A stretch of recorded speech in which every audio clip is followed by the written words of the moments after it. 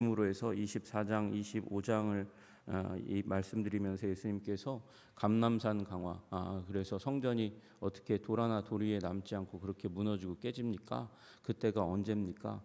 그런 부분들을 물었을 때 예수님께서 성전이 깨어지고 부서지는 것뿐만 아니라 세상의 마지막에 대한 부분, 유대인들이 그렇게 물었을 때는 성전이 무너지는 건 그때가 바로 세상이 무너지는 때라고 그렇게 여겼는데, 예수님은 분리해서 성전 무너진다고 세상 무너지지 않아 그렇게 말씀하시고, 성전이 무너질 때와 그리고 세상이 이제 종말을 맞이할 때, 주의 재림을 맞이할 때를 구분해서 말씀해 주셨습니다. 그리고 그 심판이 언제 올지 모르니까 아버지만 아시니까, 그러니까 그 날을 징조는 있겠지만 준비해야 한다, 그런 취지의 말씀을 하셨습니다.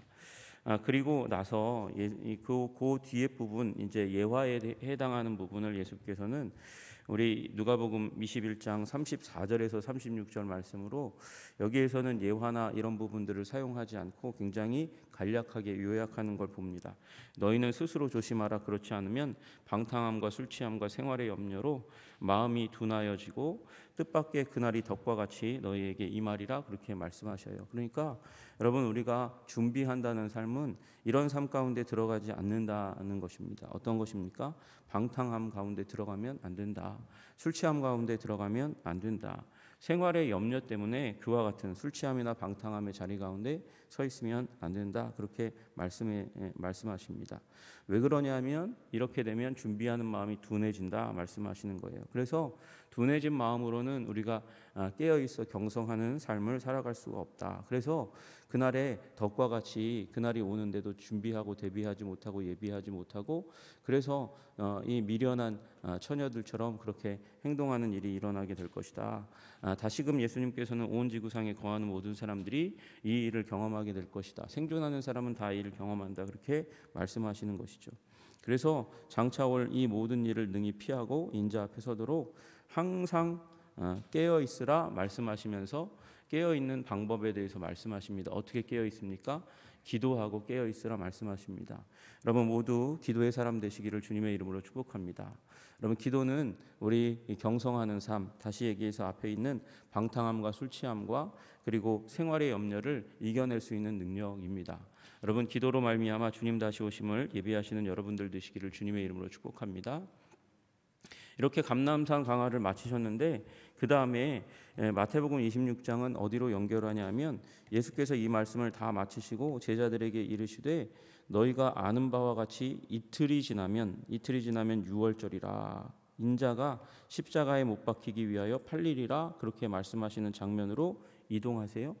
여러분, 지금 이틀이 남았다고 하면 이제 예수님이 우리가 전통적으로 알고 있는 대로라면 금요일 날 오후에 돌아가시잖아요. 그러니까 지금 26장 마태복음 26장 1, 2절은 지금 시점이 어디로 넘어가냐면 수요일 날로 넘어가는 거예요. 이틀 남았다 이렇게 얘기하면 수요일 날 오후로 넘어가는 겁니다. 그러니까 지금까지 제가 말씀드린 요 감람산 강화는 화요일 날 오후에 이제 감람산에서, 올리브산에서 이제 제자들에게 물음에 의해서 말씀하신 건데, 갑자기 하루가 비게 돼요.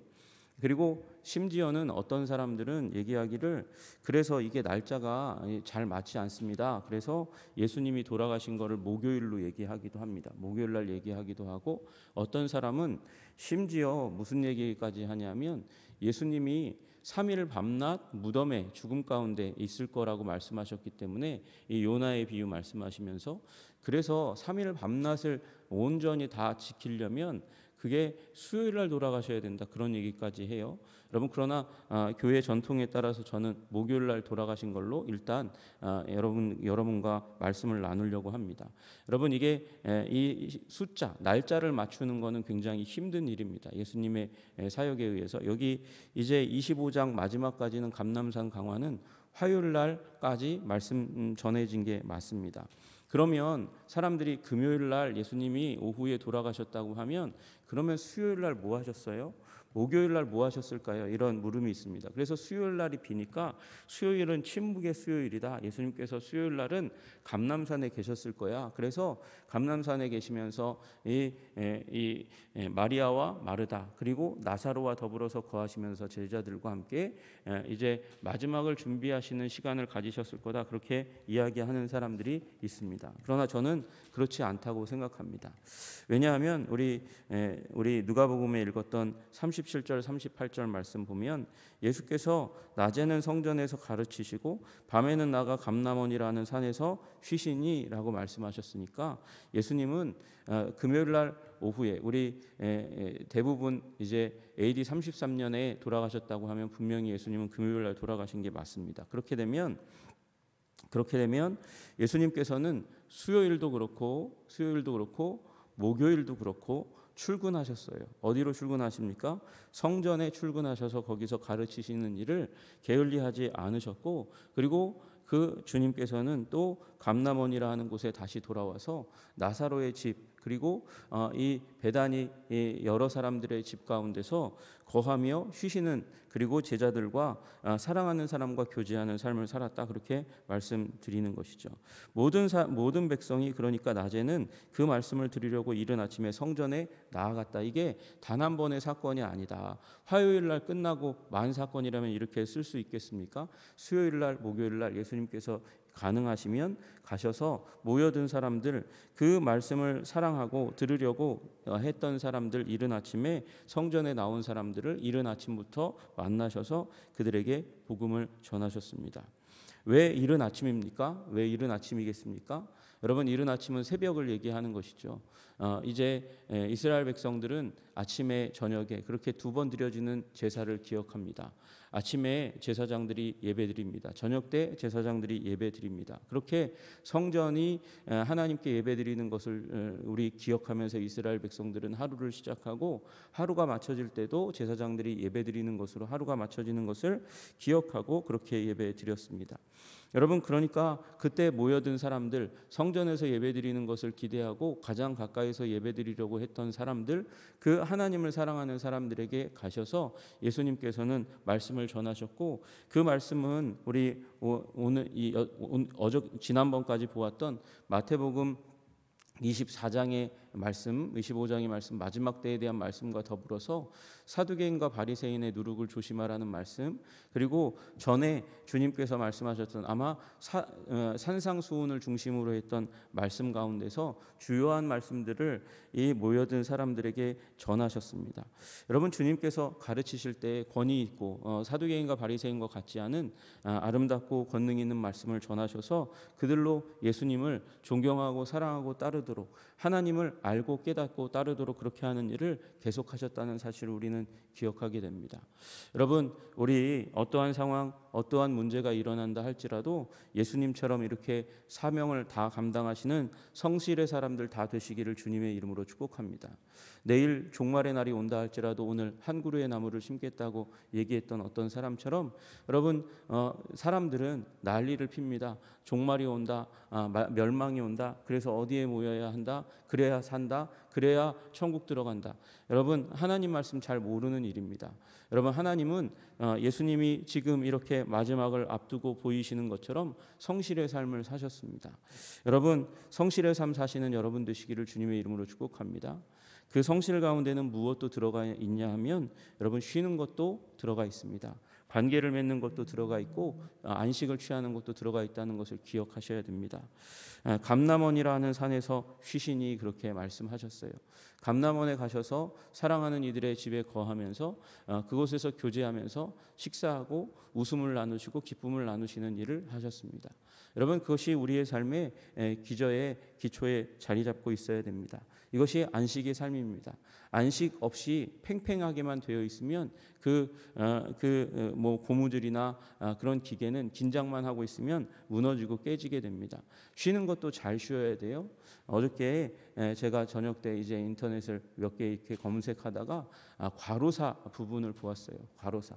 정말 피곤하고 힘들고 어렵고 그래서 과로를 하고 났는데, 그때 집에 가가지고 딱 이제 자야 되는데 그때 씻고 잔다고 샤워를 하고 자면 그게 이제 과로사할 확률이 훨씬 더 늘어난답니다. 잘 때는 그냥 자야 된다는 거예요. 근데 샤워하면 심장에 무리를 줘서 그런 일이 가끔씩 일어난다는 것입니다.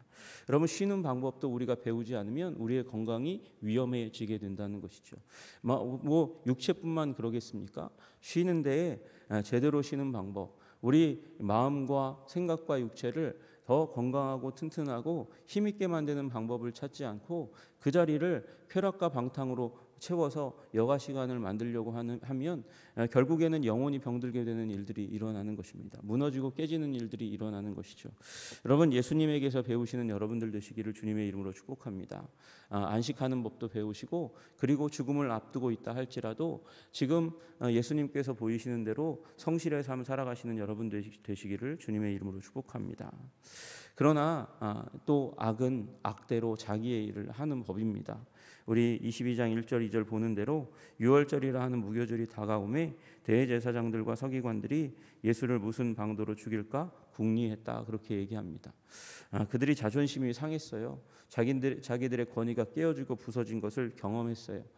이 예수님이 성전에 출근할 때마다 이제 확인하게 되는 일들은 너무나 많은 사람들이 예수님에게로 모여들고, 그래서 자신들의 권위가 무너지는 것을 보게 되는 것이죠.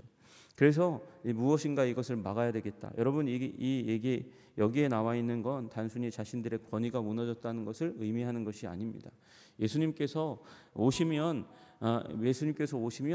두 눈 시퍼렇게 뜨고, 얼마 전에 성전을 정화하신 예수님 앞에 다시금 이제 안나스의 시장 마켓을 열 수가 없는 거예요.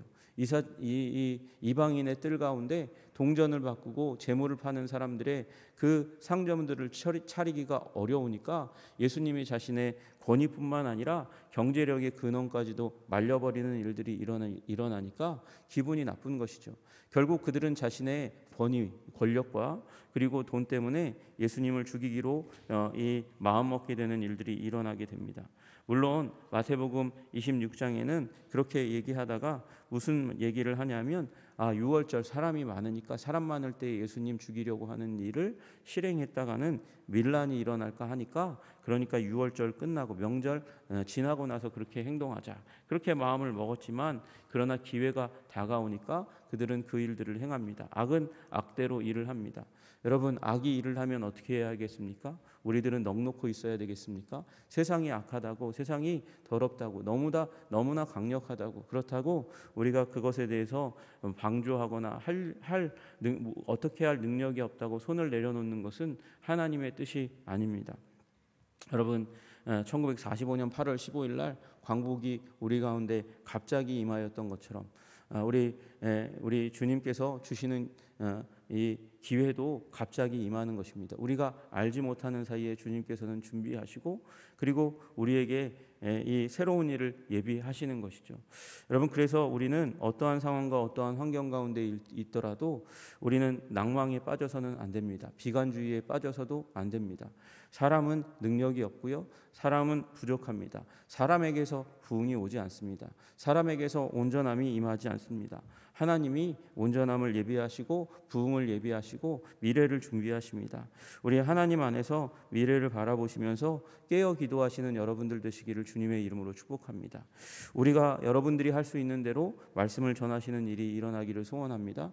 여러분의 가정을 말씀으로 세우시고, 또 우리 이웃 가운데 예수님을 알지 못하는 자들을 복음으로 전파하여 주님께로 돌아오게 하는 일에 에너지와 관심을 쏟아야 하는 것이죠. 그것이 우리가 해야 될 성실의 일입니다. 그러면 주님께서 주님의 부흥을 주님의 방법대로 주님의 시점에 우리들 가운데 허락해 주실 줄로 믿으시기를 주님의 이름으로 축복합니다.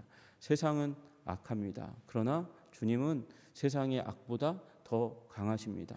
그리고 우리 주님은, 머리 되신 주님은 세상 가운데 교회를 갖고 계십니다. 여러분과 제가 교회입니다. 낭망에 물들지 말고 절망하지 말고 깨어 기도함으로 말미암아 모든 유혹을 물리치고 승리하시는 여러분과 제가 되기를 주님의 이름으로 축복합니다. 기도하겠습니다.